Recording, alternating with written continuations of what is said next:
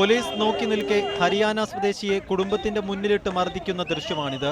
കർണാടകയിൽ ആർടിഒമാർ നിയമിക്കുന്ന ഏജന്റുമാരുടെ വിളയാട്ടത്തിന്റെ ദൃശ്യങ്ങൾ വേറെയുമുണ്ട്.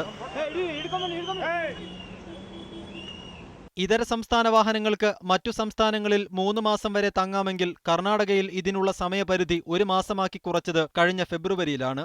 ഇതിനുശേഷമാണ് ഇതര സംസ്ഥാന വാഹനങ്ങൾക്ക് വേണ്ടിയുള്ള പരിശോധന കർശനമാക്കിയത്. കേരളം ഉൾപ്പെടെയുള്ള സംസ്ഥാനങ്ങളിൽ നിന്നായി 10,000-കണക്കിന് പേരാണ് ബംഗളൂരുവിലും മറ്റുമായി ജോലി ചെയ്യുന്നത്. നാട്ടിൽ നിന്നും ഇവർ കൊണ്ടുവന്ന വാഹനങ്ങൾക്കെല്ലാം ഈ നിയമത്തിന്റെ പേര് പറഞ്ഞ് വൻ തുകയാണ് പിഴ ഈടാക്കുന്നത്. കൂടുതലായിട്ട് ഒരുപാട് കേരളത്തിൽ നിന്നും ആന്ധ്രയിൽ നിന്നും തമിഴ്നാട്ടിൽ നിന്നൊക്കെ ആൾക്കാർ ജോലി ചെയ്യുന്ന IT കമ്പനികളുടെ മുന്നിലാണ് ഈ RTO ചെക്കിംഗ് കൂടുതൽ നടന്നു വരുന്നത്. അപ്പൊ അവര് ഒന്നും കേൾക്കാൻ തന്നെ സമ്മതിക്കുന്നില്ല. ഒരു പക്ഷേ മിക്ക വണ്ടികളും ഇപ്പൊ നാട്ടിലെ ആഴ്ചയിലൊക്കെ പോയി വരുന്നവരൊക്കെ ഉണ്ട്. അപ്പോ ഒരാഴ്ചയായിട്ടുള്ള വന്നിട്ട് 1 ദിവസമായിട്ടുള്ള വന്നിട്ടൊന്നും അവർ കേൾക്കുന്നില്ല. ടോൾ റെസിറ്റ് കാണിച്ചു കൊടുത്തിട്ട് പോലും ഒരുപാട് വാഹനങ്ങൾ ഇവിടെ സീസ് ചെയ്തിട്ടുണ്ട്. RTOമാർ വെക്കുന്ന ഏജന്റുമാരാണ് പലപ്പോഴും പരിശോധനയ്ക്ക് നേതൃത്വം നൽകുന്നത്.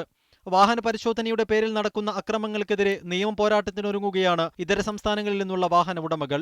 Justice for non Karnataka vehicle owners association എന്ന പേരിൽ രൂപീകരിച്ച കൂട്ടായ്മയിൽ ഇപ്പോൾ തന്നെ 5000-ഓളം അംഗങ്ങളുണ്ട്. News desk, media 1.